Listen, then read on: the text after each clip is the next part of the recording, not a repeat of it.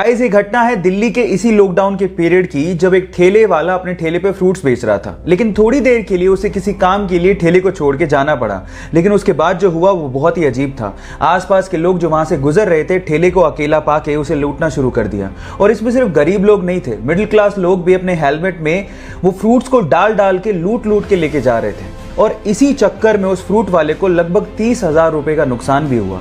लेकिन किसी बंदे ने इस लूटने की घटना को कैमरे में कैद कर लिया और उसे इंटरनेट पे डाल दिया। लेकिन जैसे ही इंटरनेट पे डाला गया, लोगों को बहुत दुख हुआ और लोगों ने ये ठानी कि इस ठेले वाले की हेल्प की जाए। और उसके बाद ऑनलाइन कंट्रीब्यूशन किया गया और लगभग 8 लाख रुपए, जी हाँ आप ठीक सुन रहे हैं, लगभग 8 लाख रुपए का ऑनलाइन कंट्रीब्यूशन करके उस ठेले वाले को दिया गया। अब ये थी इसमें पॉजिटिव न्यूज। आपको ये घटना सुन के कैसा लगा चैट सेक्शन में लिखना मत भूलिएगा।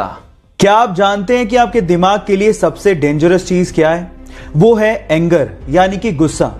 गुस्सा आपके दिमाग के लिए पॉइजन के जैसे काम करता है। जब आपको गुस्सा आता है तो वो आपके डिसीजन मेकिंग पार्ट को बंद कर देता है, यानी कि आपकी सोचने की शक्ति खत्म हो जाती है। एक स्टडी के अनुसार जो ज्यादा गुस्सा करता है उसे हार्ट अटैक आने की संभावना भी ज्यादा होती है। अब इसको कंट्रोल करने के लिए क्या करें, मैं आपको बताता हूं। उसके लिए आप 1 to 10 काउंटिंग रूल को फॉलो कर सकते हैं। जब आपको गुस्सा आए तो आप मन में 1 से लेकर 10 तक की गिनती काउंट करें। आप देखिएगा कि 10 तक गिनते गिनते आपका एंगर यानी कि गुस्सा कम हो जाएगा और उसके बाद आप दिमाग से काम ले पाओगे। इसके बारे में आपका क्या ख्याल है चैट सेक्शन में लिखना मत भूलिएगा। गाइस मान लीजिए कि आप किसी फॉरेस्ट या फिर किसी ऐसी जगह पे फंस गए जहां पर बहता हुआ पानी तो है लेकिन वो बहुत गंदा है, जिसे आप पी नहीं सकते, और आपको बहुत प्यास लगी है, तो आप क्या करोगे? तो चलिए मैं आप लोगों को आज एक लाइफ सेविंग टूल के बारे में बताता हूं। एक कंपनी है जिसका नाम है लाइफ स्ट्रो। ये ऐसी स्ट्रो बनाती है जिसको आप जैसे ही गंदे पानी में डालेंगे और पानी को सक करेंगे तो वो पानी को पूरी तरह से प्यूरिफाई कर देगा। कंपनी का तो ये भी दावा है कि वो पूरी तरह से जर्म्स और बैक्टीरिया को किल कर देता है। इनफैक्ट गाइस, अगर आप वाकई में बेयर ग्रिल्स के जैसे फॉरेस्ट को एक्सप्लोर करना चाहते हो या फिर इस तरह के काम के शौकीन हो तो ये टूल आपको बहुत काम दे सकता है। ये जानकारी आपको कैसे लगी चैट सेक्शन में लिखना मत भूलिएगा। इस कोरोना काल में आप लोगों ने हाइड्रोक्सी क्लोरोक्विन नामक मेडिसिन का नाम बार बार सुना होगा।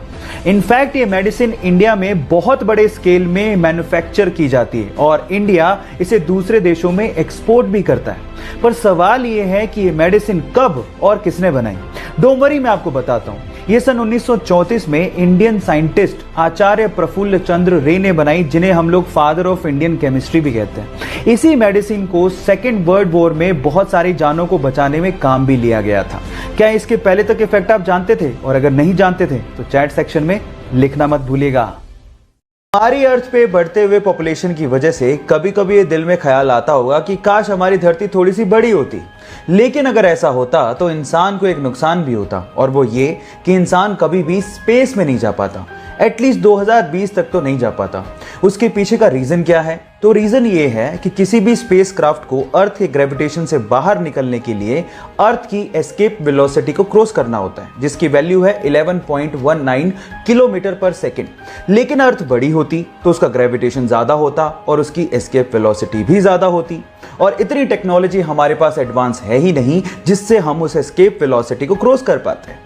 तो ये इंटरेस्टिंग फैक्ट जो आपने अभी सुना, उसको सुन के आपको कैसा लगा और ये जानकारी आपको कैसी लगी चैट सेक्शन में लिखना मत भूलिए। प्राचीन भारत के 2 ऐसे फैक्ट जिसे जानने के बाद आपको भी प्राउड फील होगा। नंबर 1, प्राचीन भारत में जब लोग मेडिटेशन किया करते थे तो उसे लोग ध्यान कहा करते थे। जब ये प्रैक्टिस भारत से चाइना गई, जी हाँ गाइस, ध्यान की प्रैक्टिस भारत से ही चाइना गई थी, तब चाइनीज लोग उसे चैंग के नाम से पुकारने लगे। लेकिन जैसे ही प्रैक्टिस चाइना से जापान की तरफ गई तो जापानीज लोग इसे जेन के नाम से पुकारने लगे। है ना ये इंटरेस्टिंग फैक्ट। फैक्ट नंबर 2, आपने बचपन से ही रामायण के बारे में सुना है, लेकिन क्या आप इसका मतलब जानते हैं? डोंट वरी, वो भी मैं आपको बताता हूं। रामायण में राम तो भगवान राम है, लेकिन यन का मतलब होता है यात्रा या सफर या जीवनी। तो इसमें भगवान राम की जीवन की यात्रा को बताया गया है, इसीलिए इसे रामायण के नाम से जाना जाता है। ये दोनों इंटरेस्टिंग फैक्ट जान के आपको कैसा लगा चैट सेक्शन में लिखना मत भूलिएगा।